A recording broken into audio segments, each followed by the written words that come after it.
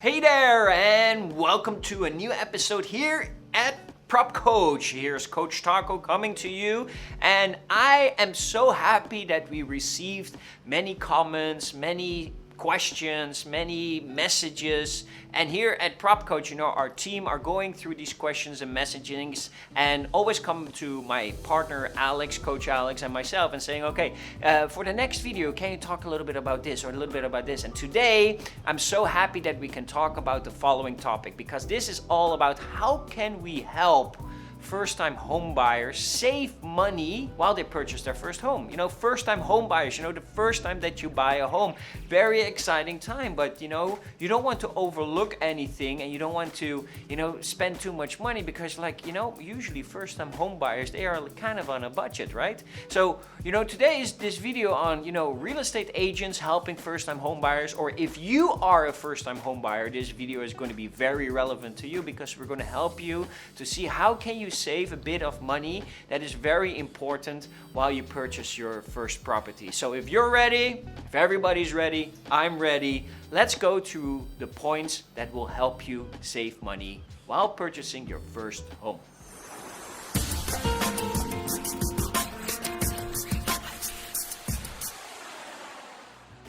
Well, the first point that I want to get to is there's two ways or two types of properties that you will buy. It's either a new development that is completely new that you buy directly from the developer, or the second one is a secondary home that you buy directly from a seller. But the secondary home means that people already lived in that property, and that means that also that that property, you don't know from a distance how well that property is maintained. So a little advice here: if you're a first-time home buyer and you're considering not buying a new development but you're buying a secondary home, make sure you do a very good home inspection.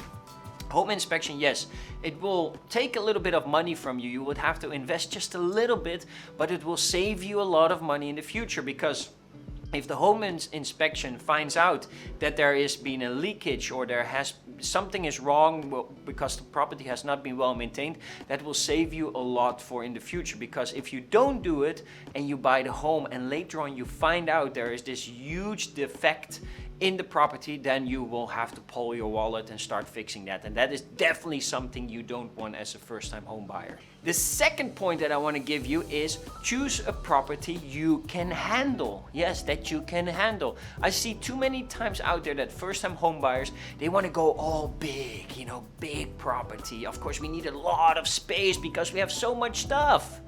But remember, the bigger you go, the more expensive it gets. It's that simple. You need to clean more, you need to cool more, you need to maintain more, and eventually you will have to pay more in fees. All together, it just adds up cost on cost and cost and cost. And if you want to save a little bit of money, decide first, what is big enough? Do we need a 1-bedroom? Do we need a 2-bedroom? Do we need 7 bathrooms? No, we don't need 7 bathrooms. We probably need only 1 or 2 bathrooms. And also, in terms of living space, dining space, all that kind of stuff, you just have to remember you need to look into the future. You need to maintain that stuff. To keep the value of a property, it needs to be maintained. Now, if that's included in the management fee, it's completely fine, but you already have to start calculating, okay, I'm going to buy this property, and probably after the first 6 months or the first 12 months, I have to start looking at, okay, is everything in a good state? Because you have to start pulling a little bit of money out to keep everything clean and well. Now, it's same for electricity, right? If you have a huge living room that you need to cool with your air conditioning, yeah, of course, a bigger room will take much more energy than a little bit of a smaller room. And you might think, well, does that really make a big difference?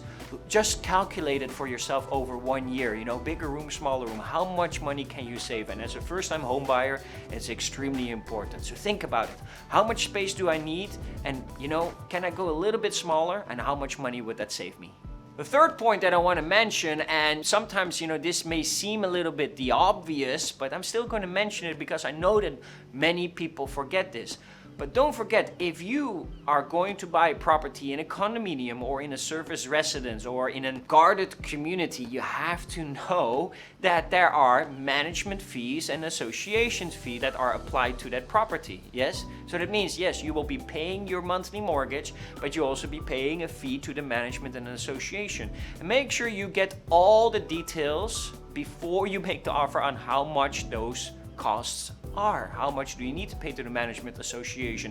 What other additional costs are there? Many people overlook that. They don't think about it. They only look at mortgage, mortgage, mortgage. This is what I monthly need to pay. This is my monthly cost. No, there's a little fee on top of that that you also need to pay to the management corporation, that you need to pay for the guarded community. So don't neglect that payment, because I mean, at the end of the day, you have to pay it anyway. So it's going to be part of your monthly expenses.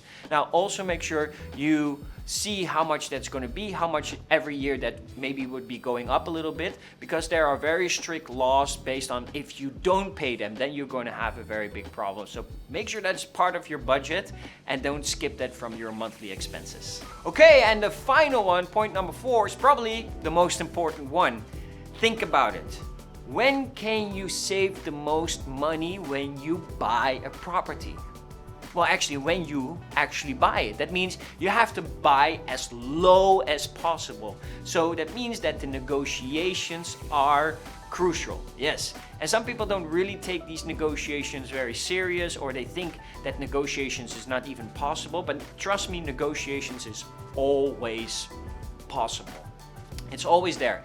The cheaper you can buy, the better it is for your monthly budget. The lower the price is, the better it is for your monthly budget. The lower you can buy a property, the more money you save. It's that simple. So once you start going out there and you start looking for property, and I don't care if it's a new development or if it's a secondary, try to get the best price possible as a buyer, because that's where you will get the most advantage for the future and for your monthly expenses. Now, at the end of the day, you have to realize that most of the agents out there, they work for the seller, they work for the developer. They are on their side, they're contracted by their side, which means if they sell on their behalf, they get a commission. So at the end of the day, you as a buyer are standing alone, unless you can find an agent out there that can fully represent it from your side, that is completely serving you and can help you in those negotiations, especially if you are not experienced in negotiations. Usually agents that are well trained are very experienced in negotiations, and once you want to save some money, ask a good trained agent, can you do the negotiation on my behalf and get the best price possible? And a good agent will be able to do that for you, and you will save a lot of money there.